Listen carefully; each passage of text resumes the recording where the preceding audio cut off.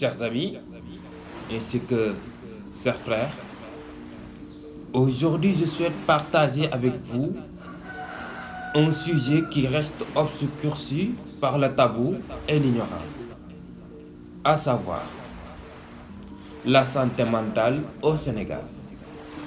Un sujet qui, loin d'être marginal, touche un nombre croissant de nos concitoyens et constitue un réel défi pour notre société.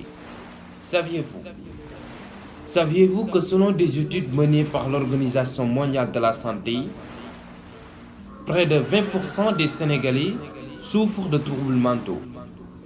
Cela représente également 3 millions de personnes. Et pourtant, ce chiffre alarmant est souvent éclipsé par des préjugés et des stéréotypes qui entourent la santé mentale. Et maintenant, les malades mentaux, qui sont souvent perçus comme des individus dangereux ou simplement incompris, ce qui aggrave leur situation, par exemple leur isolement et leur souffrance.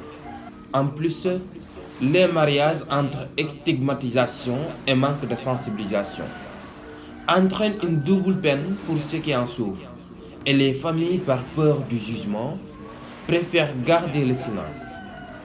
On évoque ici l'idée que la santé mentale n'est pas une priorité, mais la vérité est que comme tout, la santé physique, elle doit être au cœur de nos préoccupations.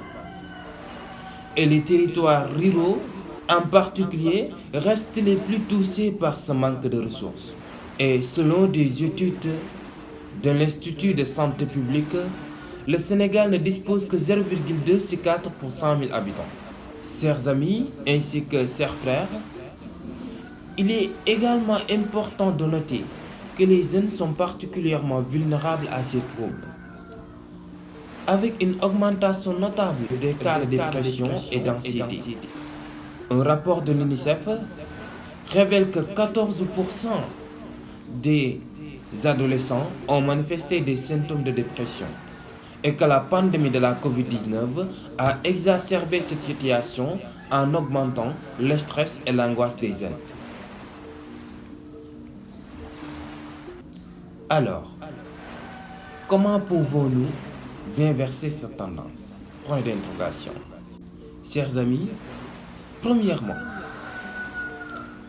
nous devons éduquer notre population. Il est crucial de briser les tabous entourant de la santé mentale par le biais de campagnes de sensibilisation.